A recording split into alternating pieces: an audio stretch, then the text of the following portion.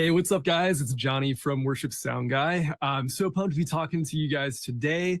I think it's gonna be a really fun time. I've got probably 20 or 30 minutes to share with you all some really amazing concepts and principles that I think are going to be just huge for your audio ministry.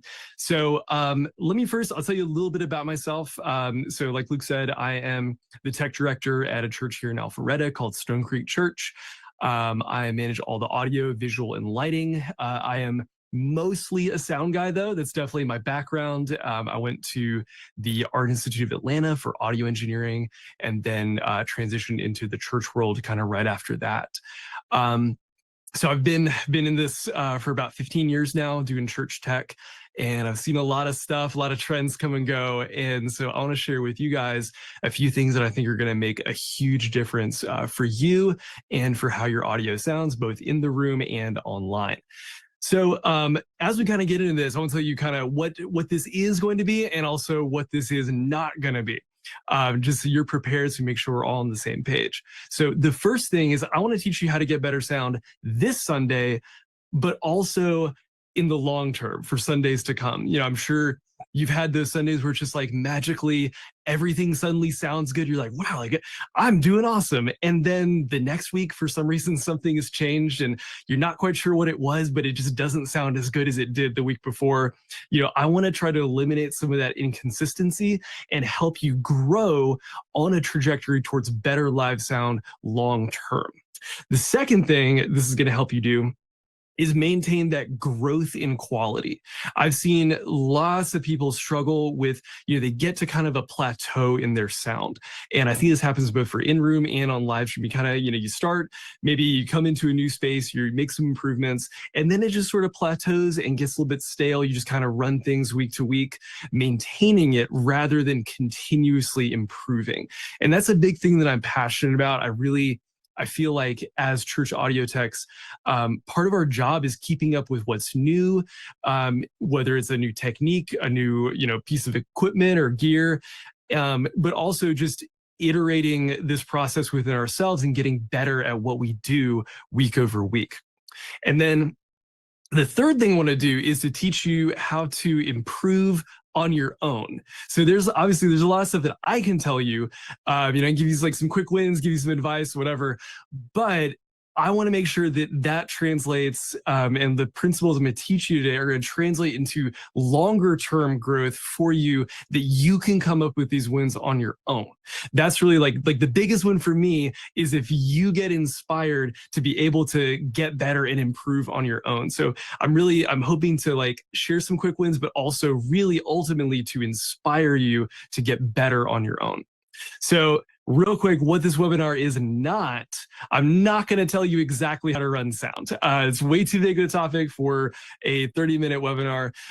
And I don't know what your exact setup is. So keep in mind, everything I'm telling you here, I'm hoping that these are principles that apply to everyone. But if you feel like, man, I tried what he said and it just didn't work, that's okay. This is not like the gospel on exactly how you should run sound. These are some techniques that I have tried that have been tried and true for me across a lot of environments, and that I really think will help you. But man, if something's not working for you, don't do it. Come up with how to do it on your own. My big thing is if it sounds good, it is good. So don't take any of these things or really anything that anyone tells you as far as how to run sound and be like, this is the only way to do it. Second, I'm not going to tell you how to make your mix sound like someone else's mix. Not mine, not Elevations or Bethels or Hillsongs or Passions. I'm not about comparison. I think that's one of the most toxic things for the church tech community is like, oh man, well, like Bethel's got this crazy snare drum. Mine doesn't sound like that. It's not as good. Like, no, it's okay. Everyone has their own way of doing things. And if we set out trying to copy someone else, we're always going to end up with sort of a pale imitation of what they have. It's never going to be as good as what someone else is doing. And more importantly, it's not going to be as good as what you could do if you, do what's the best thing for your own environment and for your congregation and for your church. And then The third thing, maybe most important for the title of this webinar, is that I am not here to make you buy new gear. Please hear me when I say that. There are ways to do all these things using gear that you probably already have.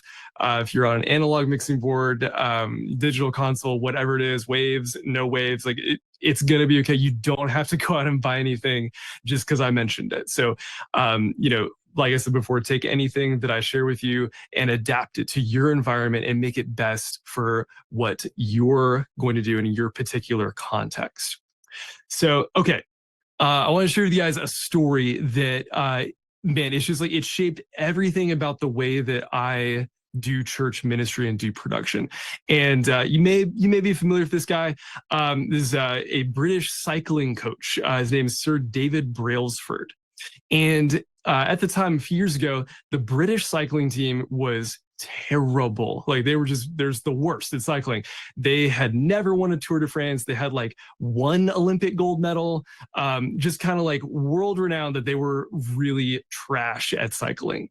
So they bring in this guy, David Brailsford, and they're like, hey, it's your job to coach and coordinate this team, get us back on track, tell us what we need to do.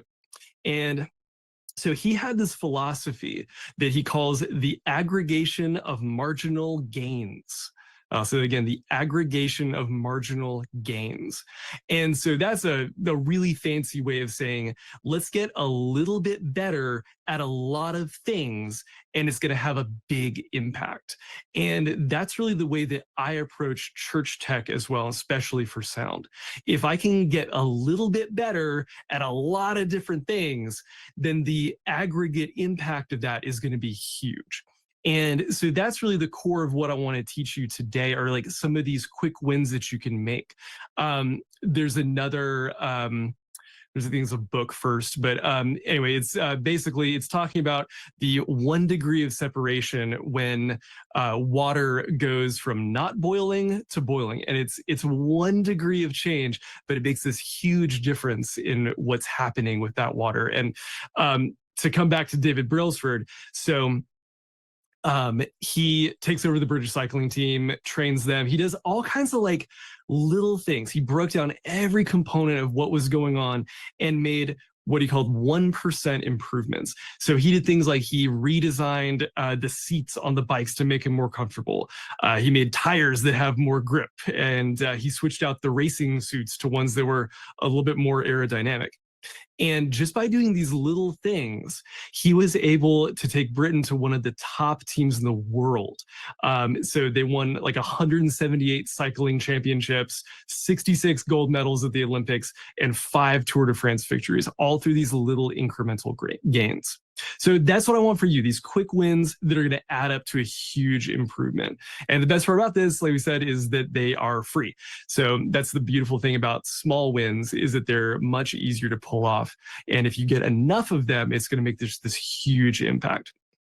So, like I said before I get into these, my main goal here is to also teach you how to come up with these quick wins on your own.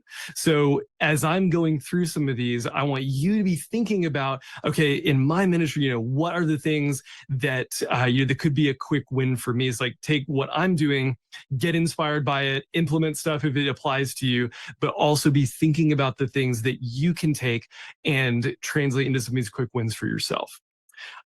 So we're going to start at the basics, because this is one of my favorite ones that has improved so many mixes at churches I've consulted with, and it's to build a template. So some of you may be doing this, some of you might not be. But what I'm talking about is building a template for your digital mixing console that you're going to work off of every single week. It's going to be like your starting point for your mix. And this is when we're going to load up a fresh template every time we go to program the board for the weekend. We're going to load up from a fresh template, not start from the week before. So what I've seen so many times is when a church will work off of what happened last week. And like, that's okay, but think about all the things that have changed. You might have different musicians. You certainly have different songs, different instruments, different everything. Like a lot of stuff can change week to week.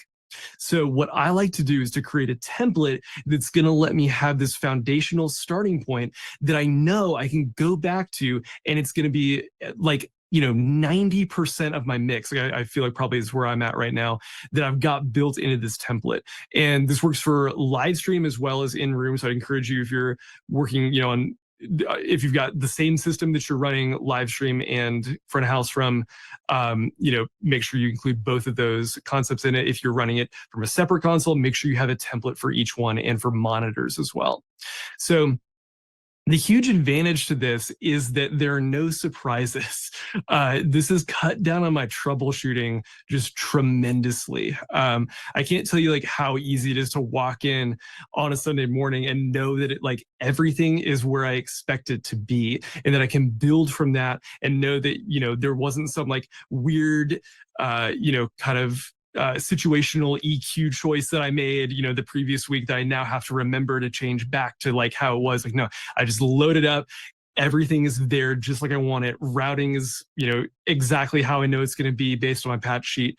Everything is just lined up exactly how I want it to go. So once you've got that, the second super easy win, these first ones are sort of basic here. Check your gain structure, please. Please check your gain structure. This is one that trips up so many people. I can't tell you how many DMs we get where somebody's like, man, I'm having the craziest feedback issues, or I'm having noise. And I'm like, hey, when's the last time you checked your gain? And they're like, I don't know. If you don't know when the last time you checked your gain was, it's been too long and you need to address it. Just for a real quick snapshot, if you don't know what gain is, usually on each channel, there's a little preamp control. It's your gain control. It's usually labeled gain. And that's basically setting the level of the input signal coming into your console. So how strong is that signal as it gets into your console? And the reason that's so important is because it sets the trajectory for the signal through the entire mixing board. So from your equalizer, your compressor, your gate, your output bus, everything is dependent on having the right signal coming into your console. So if you've got, let's say, like a headset mic that's like the gain is set too low, for example, you're gonna have to turn up the volume somewhere else. I mean, it's that you're pushing your fader like way up past zero, or you're making a big boost on the the output gain of your compressor, or maybe your master volume is turned way up. So by doing that, you're messing with your gain structure later on down the signal chain. Same thing if the gain is too loud or set too high coming in. You're going to have to turn it down somewhere else to make it sound like the right volume in the room. This can also just wreak havoc.